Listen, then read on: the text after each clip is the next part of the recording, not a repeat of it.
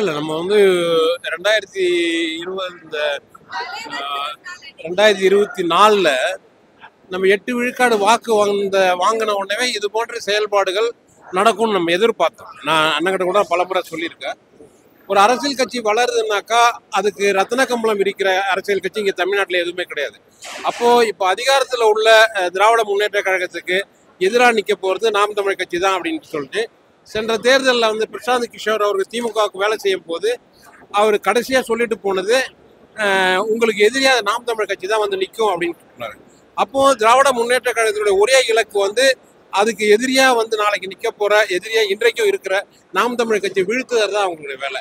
அப்போ அந்த வேலையில அவங்க யார் யார் பலவீனமா இருக்கிறாங்களோ இந்த பலவீனமாக இருப்பவர்களுக்கு எதை கொடுக்க வேண்டுமோ அதை கொடுத்து அவங்க பக்கம் இழுத்து கட்சிகளை அரசியல் கட்சிகளை பிளவுபடுத்துறது தான் அதனுடைய வேலை. பொதுவாகவே தமிழ்நாட்டை பொறுத்த வரைக்கும் மிக வலுவான ஒரு அரசியல் கட்சி இருந்தா அதை பிளக்கிறது தான் திராவிட முன்னேற்ற கழகத்தினோட. உங்களுக்கு நல்லா தெரியும், இப்போ பாட்டாளி மக்கள் கட்சி ஒரு முறை நல்லா வந்துகிட்டு இருந்தது, ஒரு வீழ்ச்சியோட தமிழ் தேசிய கட்சியாக வந்துகிட்டு இருக்கும்போது இப்போ பாட்டாளி மக்கள் கட்சியை உடைத்து ஐயா தீரன் தலைமையில் தமிழ் பாட்டாளி மக்கள் கட்சின்னு ஒரு கட்சியை தொடங்கினார். அதுல இருந்துலாம் அப்போ அங்க நின்னது வந்து பாட்டாளி மக்கள் கட்சி ஐயா ராமதாஸ் தலைமையில் உள்ள கட்சி தான் அங்க நிலையா நின்னது.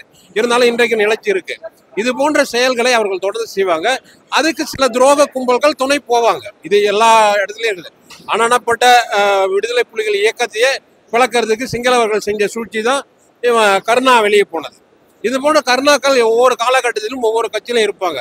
இப்ப தீரன் சின்னமலையை நல்லான் என்கின்ற ஒருவருக்கு உடன் இருந்து உணவு சமைச்சு கொடுத்துக்கிட்டு இருந்த அந்த நல்லான் தான் காட்டி கொடுத்தான். அப்போ துரோக கும்பல் என்பது இந்த தமிழ் சமூகத்துல பொதுவாகவே தமிழ் சமூகத்தை பற்றி நம்ம சொல்லும் போது இது சகோதர யுத்தத்தால் விழுந்ததுதான் தமிழ் சமூகம் எப்போதுமே.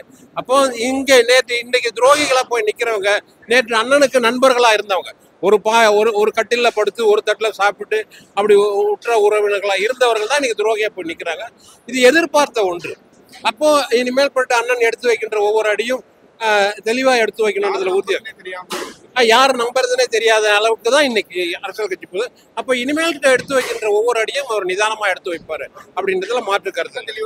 அண்ணன் தெளிவா இருக்கிற சங்கடம் என்று ஒன்றும் இல்லை. இது சங்கடம் என்பது மன ரீதியாக எந்த ஒரு நண்பனுக்கும் எவ்வளவு உற்ற துணையா இருந்தவன் இப்ப துரோகியா மாறி நிக்கிறானே அப்படின்ற மனவலி இருக்கதான் செய்யும். ஒவ்வொரு மனிதனுக்கும் இருக்கதான் செய்யும்.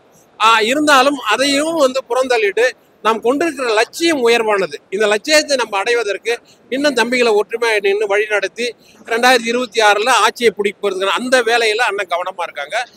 இது சாதாரண ஒரு தூரல். இந்த தூரல்லாம் ஒன்றும் நமக்கு நாம் தமிழ் கட்சியை ஒன்றும் செய்யாது.